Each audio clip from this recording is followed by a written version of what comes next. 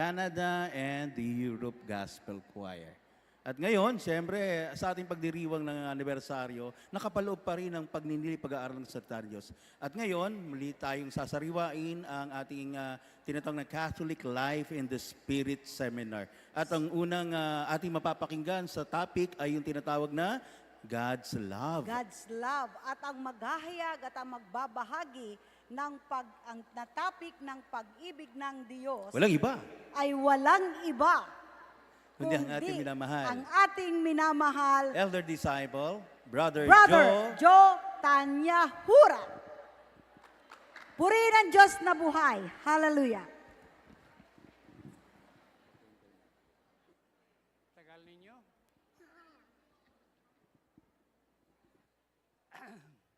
Happy birthday sa lahat and happy anniversary. Sino ang hindi naniniwalang mahal ng Diyos?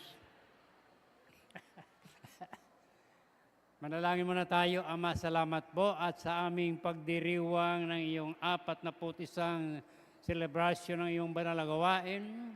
Kami po ay inyong sinamahan at ingatan. Ama, nawa sa araw-araw naming pamumuhay sa pananampalataya, lubos naming makilala at maunawaan kung gaano kaya kami ninyo kamahal sa buhay na ito. Sa ngalan ni Jesus, Amen at Amen. Sapagkat tayo ay 41st anniversary, 41 years na tayo, at kung inyo nasasundan, kaya tayo mahal ng Diyos, all around the world na po ang gawain ng ating Panginoon.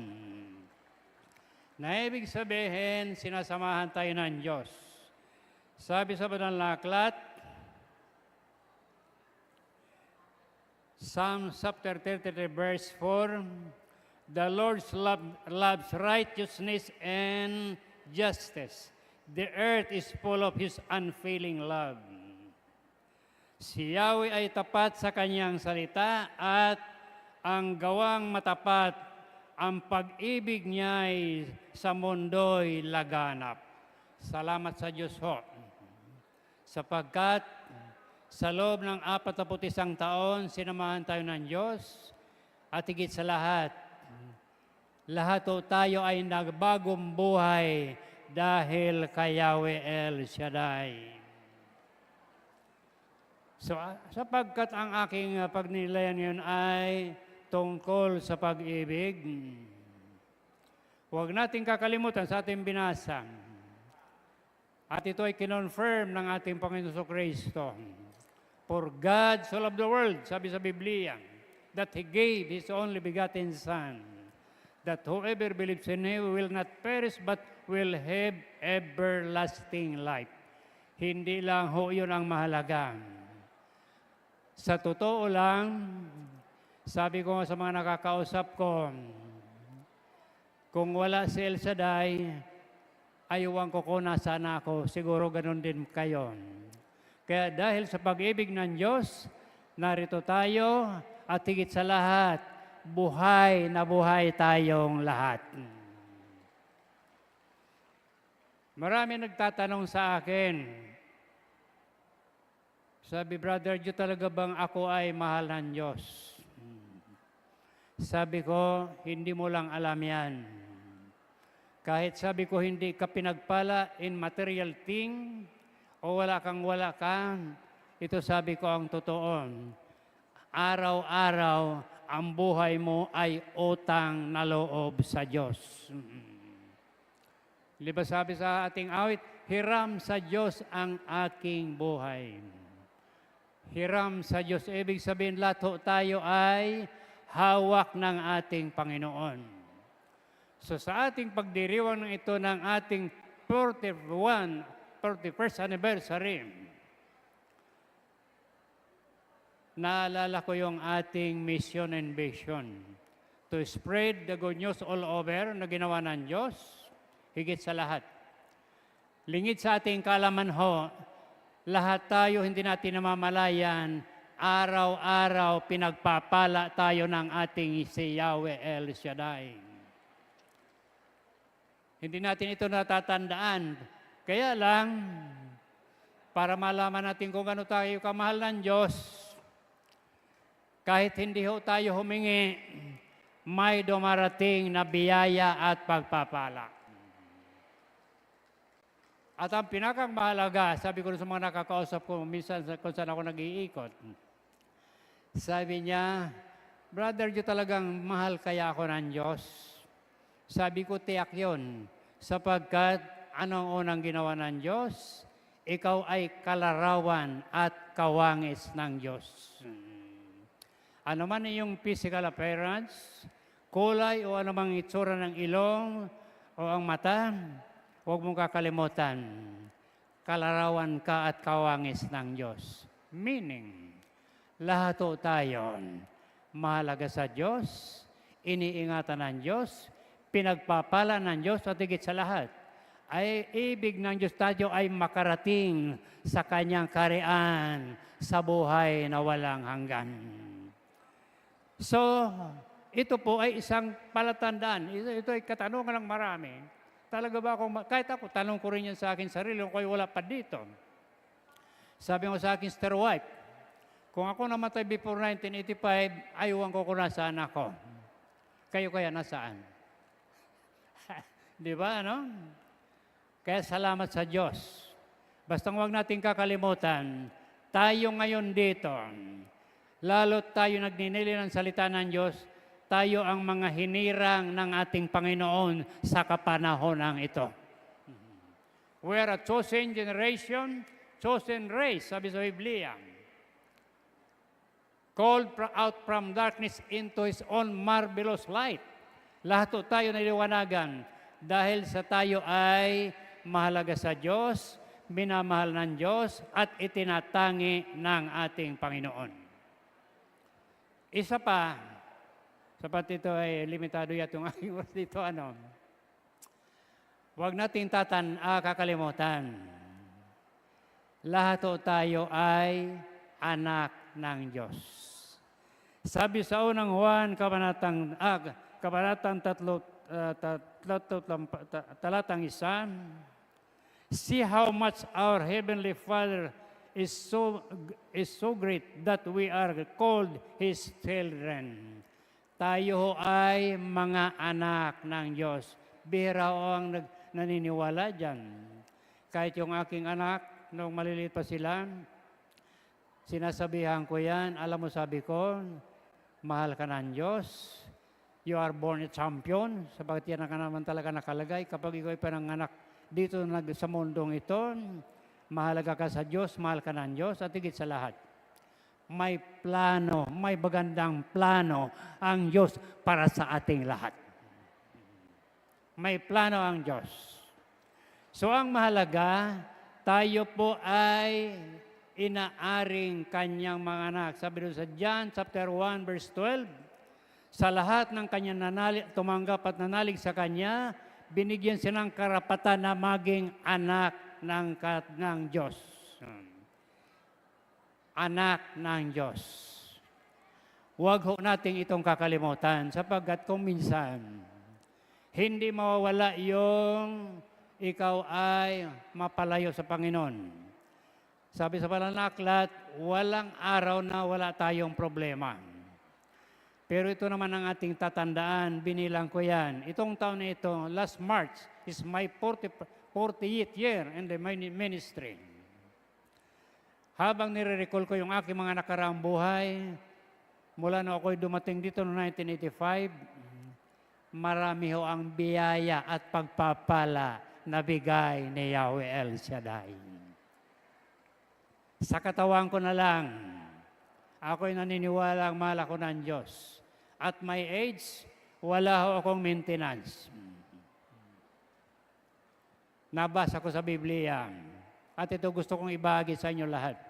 Ang kalusugan ay kayamanang kaloob ni Yahweh. Kapag binigyan ka ng kalusugan na galing kay Yahweh, mahal na mahal ka ng ating Diyos. It's in the book of Ecclesiastes or Sirach. Naroon yan. Kaya yung anak kong doktor, nung sabi ko, ano ka lang, anak ka ng Diyos, talino mo galing sa Diyos, kalusugan mo galing sa Diyos, buhay mo hiram sa Diyos araw-araw. Yan ho ang totoo. Sapagkat, tingnan nyo po, sabi dito, isipin ninyo kung gaano kalaki ang pag-ibig sa atin ng Ama. Tinatawag niya tayong mga anak. Tinatawag niya tayong mga anak. Ito po, nakakalimutan natin ito na tayo ay anak ng Diyos. Sa totoo lang. Nasabi ko nga, kapag tayo ay may mga problema, para natin maramdaman yung pagmamahal ng Diyos, una sa lahat, araw-araw, hiram sa Diyos ang buhay. Yung ating talino, galing sa Kanya. Yung ating kinakain, galing sa Kanya. Lahat ng mayroon tayo, galing kay Yahweh El Shaddai. Di ba sinabi niya, apart from me, you can do nothing and you are nothing. So ito po, paalaala ito sa ating kapanahonan. Salamat sa Diyos sapagkat in our anniversary, isa rin ito sa in-inspire sa akin ng Panginoon. Na ako ang kinonvict dito una. Ang tawag sa atin, Prayer Partner Foundation. That the foundation of our faith is to be prayerful with a partner. Ang tanong ko, sino ngayon ang mag-asawang that are partner in prayer? Kami ng sister wife ko, kailan lang kami nag-partner in prayer? Meron ako isang pinunta na isang gawain. Sabi sa akin, Brother John, lagi kaming magkaaway ng aking brother husband. Bakit bakit nangyayari yun sa atin ngayon? At ito, dapat natin paglabanan. Angkinin natin, sapagkat ito ang pinakang mahalaga kung gaano tayo kamahal ng Diyos. Sabi na sa Biblia, greater is He that is in you than the spirit of this world. Kapag tayo ay kaysa ni Kristo, totoong kasama ni Kristo, ang ating espiritu ay ang espiritu ng ating Panginoon. So tayo kaya natin magtagumpay. Sapagkat hindi ho mawawala yon. Yan ho, mga palatandaan ho, yan yung mga nagagawa ngayon, yung ginagawa sa atin ngayon ng Panginoon. Palatandaan niya na tayo ay mahal na mahal ng Diyos. Ang kulang lang ho sa atin, sa totoo lang, lahat ho naman siguro tayo, alam natin yung Our Father. Di ba, no? Yung panalangin tinuro ng Panginoon. Ano ang isang bahagi doon? Ama, patawarin niyo po kami sapagkat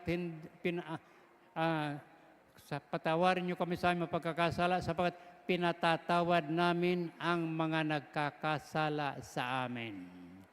Ang tanong, sino ang nagpapatawad ng kanyang kaaway? Kaya kung tayo hihingi sa Diyos, hindi tayo binigyan, sasabihin natin hindi tayo mahal ng Diyos. Pero ang totoo, sabi ni Lord, paano kita bibigyan? Hindi ka pa nagpapatawad ng iyong mga nagkakasala sa inyo. Even in our home, kahit sa ating tahanan, sa ating mga kamag-anak, kapitbahay, lalo sa mga kapwa manggagawa. Sapat ito ang sakit ng mundo, is the unforgiving spirit. Pero kapag tayo ay kaisa ng Panginoon, para maranasan natin yung kanyang pagkilos sa buhay natin sa araw, sapagkat sabi sa Biblia, ang lahat ng nananalig sa Panginoon, umiibig sa Diyos, si Jesus at ang Ama ay sa Kanya at mananahan sa Kanya, sabi sa Ebanghelyo ni San Juan. Ang kininho natin yon, na kung talagang kasama natin siya, wala hong ano ang problema na hindi natin kayang pagtagumpayan. Sapagkat nakalagay ho sa Biblia, lahat ng kanyang mga hinirang, iingatan ng kanyang kapangyarihan. Sabi doon, dahil kayo sumampalataya, iingatan kayo ng kanyang kapangyarihan ng Diyos. Sabi doon sa 1 Peter, chapter 1, verse 5. So maliwanag ho yun. Bakit hinahayag ito sa atin, lalo sa kapanahon ng ito? Marami ang nagsasabi. Yung mga nakikita ko sa internet, na ito na daw yung end times. Ito na yung mga huling panahon. Mari ho yun. Pero, sabi ko sa mga nakakausap ko dito sa atin, sabi ko basta ganito yon. Lagi ho handa tayo. Anytime He comes, o ano man na mangyari, ang lahat ng minamahal ng Diyos, anak ng Diyos, mamatay man physically ito sa mundong ito, o dumanas man ang ng hirap, may buhay naman siya na sa piling ng Panginoon, buhay na walang hanggan. Di ba, no? Pag nila niyo mabuti yun. Yan, sinasabi ko yan sa aking mga kamag-anak, lalo sa aking anak, sa aking sister wife.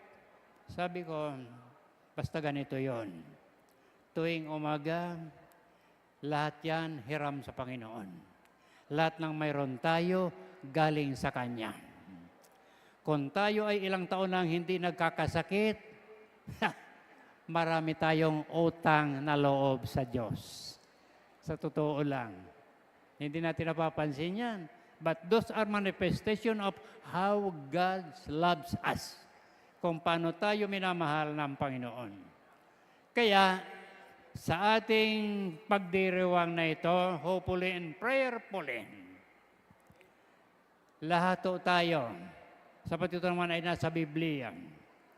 Sa ibang San Juan, Kabanatang 6, talatang 39 hanggang sumusunod. Ito ang sabi ni Kristo. Lahat ng Kanya, ibinigay sa Kanyang Ama, wala nawang mawala kahit isa. Kahit isa. Meaning, kapag tayo ay nagpakatatag dito, naging matapat tayo sa pagtugon ng panawagan ng ating Panginoon, sama-sama tayo sa pangakong paraiso ng ating Panginoon. Di ba, no? John chapter 6, verse 39 and following. In-inspire ito sa akin ng Panginoon nung kailan lang. Napagaganda nito. Lahat ng ibinigay sa akin ng aking Ama, wala nawang mawala kahit isa. So, ang naisip ko ang pamilya ko. Sabagat yung aking lalo yung aking mga anak na lalaki, nasa abroad lahat. Nabasa ko pa sa Banal na Aklat. At ito ay para din sa mga tatay at nanay. Kapag ang pinuno ng sambayan ay tunay na manampalataya, ang kanyang buong sambayan, pagharian ng Diyos araw-araw. Kung tayo ay mga partner in prayer araw-araw. Kung tayo ay tapat sa pagtugon ng panawagan ng ating Panginoon. Ako na ako'y tinawag dito, I was called through the radio. Radio ang tumawag sa akin dito. In March 1985. Kumbaga sa status ko noon, hindi ko pa naman alam kung yung mga tinatawag na mahal ng Diyos. Kumbaga sa term ngayon, answered prayer na ako noon. Pero ang tanong, bakit ako tinawag ng Diyos sa gawain ito? Napagnilayang ko. At ito po ang ginawa ng Diyos dahil sa kanyang pagmamahal siguro sa akin. Yung mga pangarap ko nun sa aking anak, nasobrahan pa. Sapagkat ito nga, kahit ako, kumbaga sa araw ay palubog ng malakas, walang maintenance, buhay araw-araw, lahat ng kailangan ibinibigay ng Diyos sa amin araw-araw. So ito po, kaya ko ito sinishare sa inyo sapagkat marami ho nagreklamo, marami ang nagsasabi. Isa nang nakausap ko nung about 4 months ago, manggagawa natin. Sabi niya, Sir, parang walang kabuluhan yung pagtugon ko sa panawagan ng Panginoon sa gawain ito. So sabi ko, anong problema mo? Anak, asawa. Sabi ko, ikaw ay magproblema. ikaw sabi ko ang dahilan noon. Sapagkat nakalagay sa Biblia, yung minamahal ng Diyos, they are the light of the world. Lahat ng taong binagan ng Diyos, minamahal ng Diyos, ang kanilang liwanag ay galing sa ating Kristong Panginoon. Di ba, no? Hindi ba sabi niyo, you are the light of this world. Kayong ilaw ng sanlibutan ito. Anong ibig sabihin noon? Tapat ka lang, matatag ka, mahalin mo ang Diyos, mas higit sa ang pagmamahal sa iyo ng Diyos. Sapagkat yun nga. So ito po, kaya ito pinahayag sa atin ngayon, sapagkat ito na ngayong 41 years na ho tayo. In our spiritual journey, ang ating pong tatandaan, may sinabi si Jesus, napakahalaga, maikling salita, pero matindi ang mensahe. Ang mananatiling tapat hanggang wakas, ang siyang maliligtas at magkakamit ng buhay na walang hanggan. Tapat saan? Sa pagtugon sa panawagan ng Diyos. Tapat sa kanyang pananampalataya. Tapat sa kanyang paglilingkod. Tatandaan po natin na mayroon tayong kanya-kanyang kaloob na galing sa Panginoon. Ito po itong ginagawa kong ito, wala to sa plano ko, no ako'y nasa lumang buhay. Wala talaga, never. Pero nasundan ko, nabasa ko sa banal na aklat, at ito po lagi kong sinasabi ito, na lahat ng taong ipinanganak sa mundong ito, may magandang plano ang Diyos para sa atin lahat. Sabi sa bagay ng kasulatan, even when you were still in the womb of your mother, I have cared for you and loved you. And before you were born, I have appointed you. Meaning, tinawag tayo dito lahat, mahal tayo ng Diyos. Itinagi tayo ng Diyos. At aariing bayan ng ating Diyos. Bayan ng Diyos. Ano ang ginawa to prove that God loves us so much? Yung mga nakikita natin sharing kanina, we're all over the world. Palatandaan ho yan, na sinasamahan tayo ng ating Panginoon. Na isa yan sa basihan na talagang mahal tayo ng Diyos, sinasamahan yung ating gawain ng Panginoon. Lalo tayong mga manggagawa. Mayroon isang pangako sa nasumpungan ko sa Biblia. Ang sabi sa bagay na kasulatan, walang naglingkod ng tapat na kanyang pinabayaan. Naglingkod ng tapat na kanyang pinabayaan. And it is happening right now in our time. Ano ang basihan ko pa dito kung sino ang gustong yumaman materially? Ano nakalagay sa Biblia? The Lord's delight in the prosperity of His people. Nagagalak si Yahweh kapag ang kanyang bayan umuunlad. Meaning, huwag ka lang aalis sa bayan ni Yahweh. Manatili kang matatag at tapat. Kahit hindi mo hinihingi, kayang ibigay ng ating Panginoon. Sa mga sitwasyon naman ngayon, sa atin, para malaman pa natin kung kano tayo kamahal ng Diyos. Nung umpisa nito ng ministry ito, way back in 1985, 86, 87, ang mga sasakyan natin noon, mayroong pangkaratila, karamihan jeep. Ngayon, hindi lang kotse, mga SUV na. Hindi ito napapansin ng marami. Hindi ito napapansin ng marami. Saan galing yan? Sabi sa banal na aklat. Ang sabi ng Diyos, lahat ng iyan, utang na loob ninyo yan sa akin. Na hindi natin namamalayan, we are blessed materially, blessed physically, at sana will be blessed spiritually. Isa lang ho ang susi. Manatili tayong buhay sa pananampalataya, manatili tayong matatag kung tayo naglilingkod, maglingkod ng buong katapatan hanggang wakas, sapat tiyak na may gantimpala ang ating Yahweh El Shaddai. Purihin ang Diyos, purihin ang Panginoon. Ama, salamat po sa inyong presensya sa araw na ito. Loobin niyo nawa na sa aming patuloy na pagtugon sa inyong panawagan. Ingatan kami niyong kapangyarihan upang lalo naming maramdaman ang inyong pagmamahal, ang inyong pagkalinga sa amin sa araw-araw. Sa ngalan ni Jesus. Amen at Amen. Purihin ang Panginoon. Hallelujah! Hallelujah! At maraming salamat ka ating elder disciple, Brother Joe Tanyahura. God bless you po, Brother Joe. Thank you so much. Thank you, Lord. Thank you, Jesus. So, ngayon naman po ay panununghayan natin ang greetings from UAE.